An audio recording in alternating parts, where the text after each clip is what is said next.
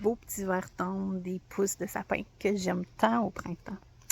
En fait, aujourd'hui, je voulais vous faire un petit rappel là, pour votre cueillette de pousses de sapin, hein, parce que là, ça va être le temps de les récolter. Peut-être que chez vous, c'est déjà commencé. En fait, je voulais juste vous donner une petite règle de base là, quand on cueille. Donc, on voit ici au bout de la branche, on a 3 bourgeons. Donc, on a les bourgeons latérales, puis on a le bourgeon central. Donc, c'est important de jamais cueillir le bourgeon central parce que c'est la croissance de l'arbre. Fait qu'on va privilégier de récolter les bourgeons latérales. On vient étaler, peu importe ce qu'on cueille, hein, on s'en rappelle. Donc, on en cueille 1 sur 3. Donc, un pour nous. On en laisse un pour que la plante se régénère et on en laisse un pour les animaux, en fait, qui se nourrissent de cette plante-là.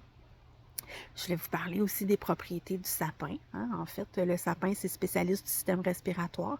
Donc, on va cueillir nos pousses et on va les faire sécher à plat dans un moustiquaire. Et on peut les prendre en infusion.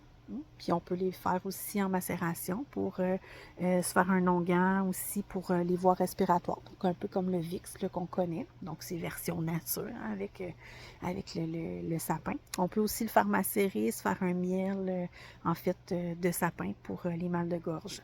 Donc c'est vraiment des super belles plantes pour le système respiratoire, des plantes gorgées de vitamine C.